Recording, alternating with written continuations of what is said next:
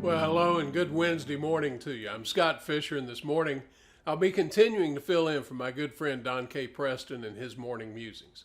This is my musings of a Texas preacher man.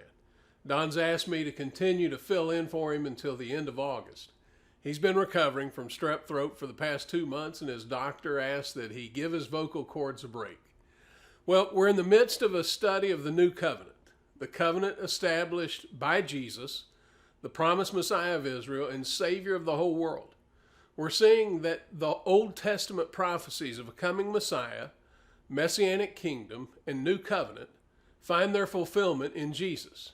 In fact, as we have seen and will continue to see throughout this study, the text of the Old Testament serves as source material for Jesus and the New Testament writers.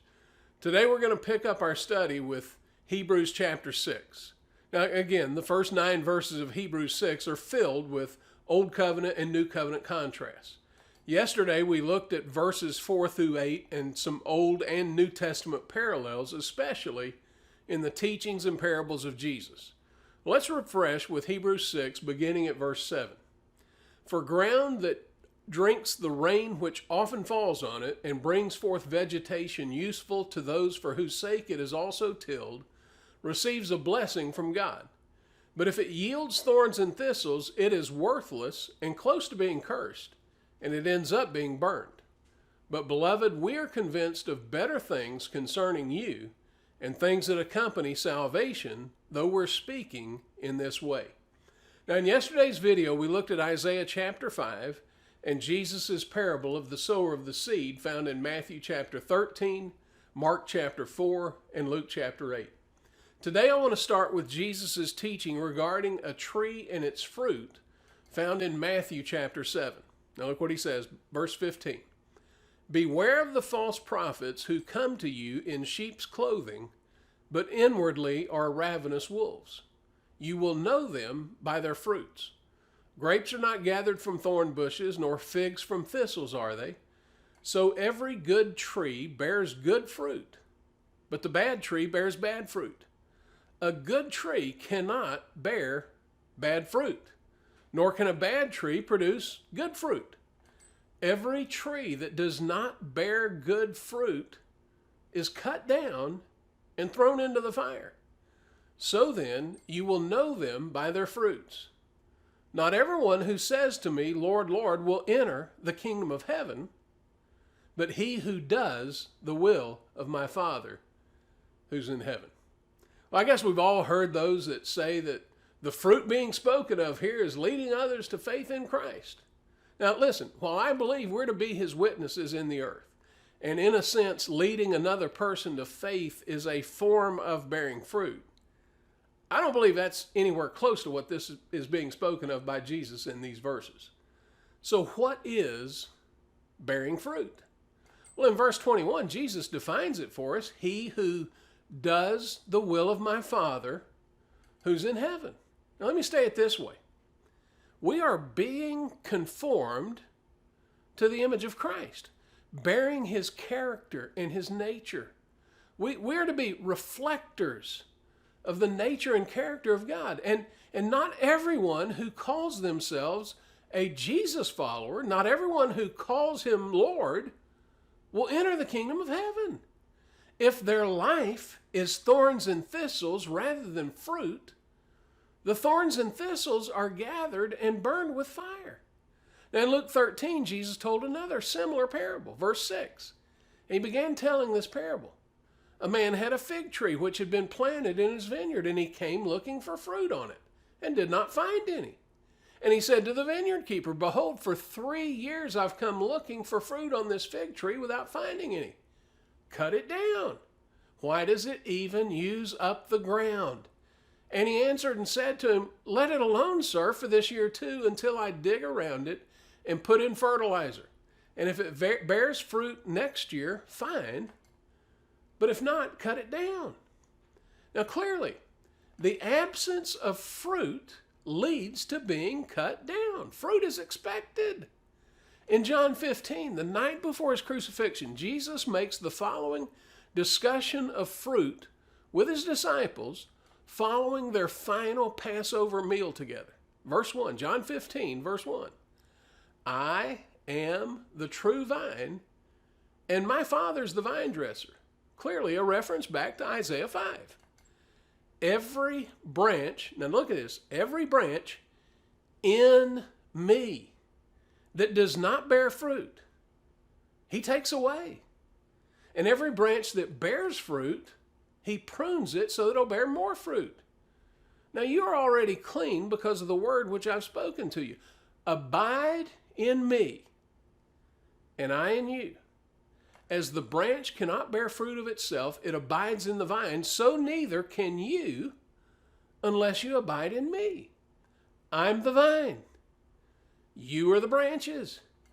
He who abides in me and I in him, he bears much fruit, for apart from me you can do nothing. If anyone does not abide in me, he's thrown away as a branch and dries up, and they gather them and cast them into the fire, and they're burned. Isn't that exactly what Hebrews 6 is talking about? Let's be reasonable.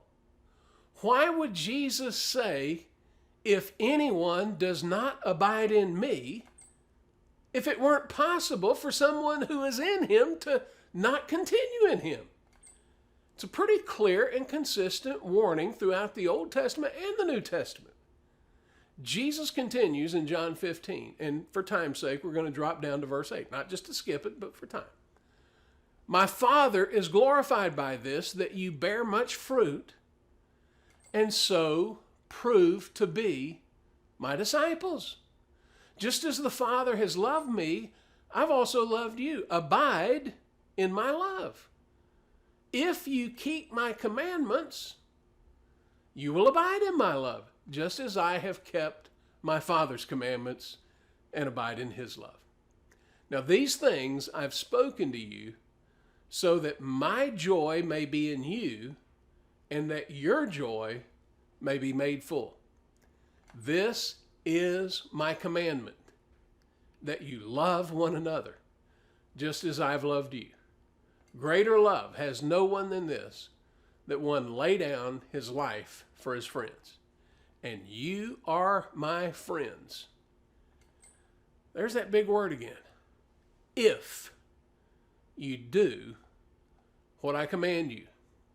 No longer do I call you slaves, for the slave does not know what his master is doing. But I have called you friends, for all things that I have heard from my Father, I've made known to you. You did not choose me, but I chose you, and I appointed you that you would go and bear fruit, and that your fruit would remain, so that whatever you ask of the Father in my name, he may give to you. This I command you, that you love one another. So in verse 14, he says, you're my friends if you do what I command. And his command is simple: love one another.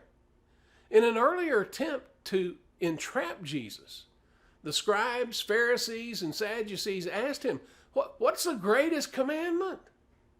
It was a lose-lose question. And Jesus answered brilliantly. Matthew chapter 22, verses 36 to 40.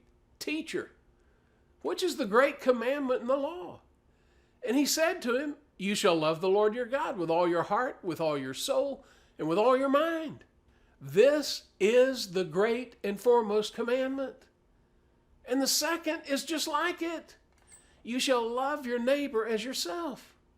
On these two commandments depend the whole law and the prophets.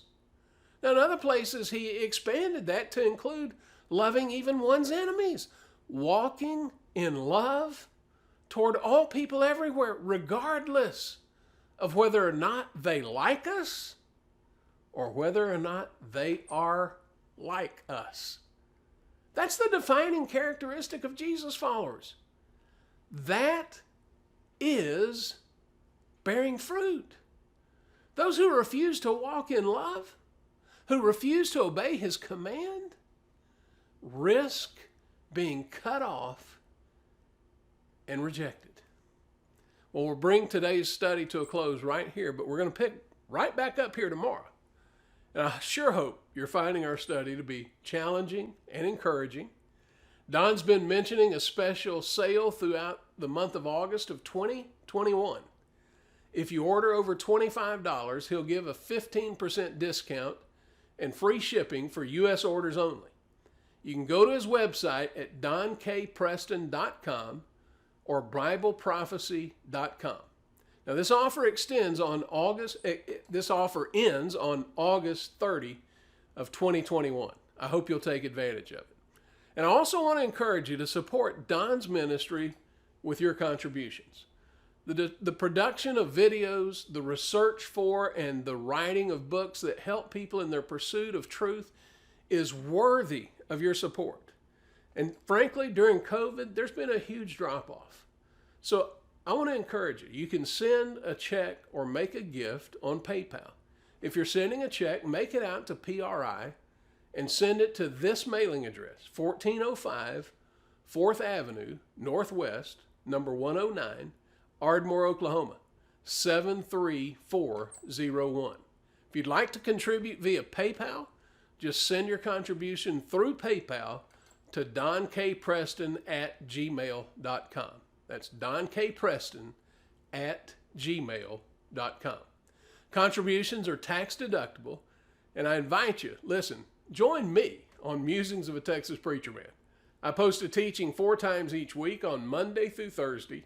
I'll post a link on Facebook and Twitter, and if you click the subscribe button in the lower right corner of your screen, you'll be notified whenever I post a new video. If you like these videos, I hope you'll click the like button and even share it with your friends on social media.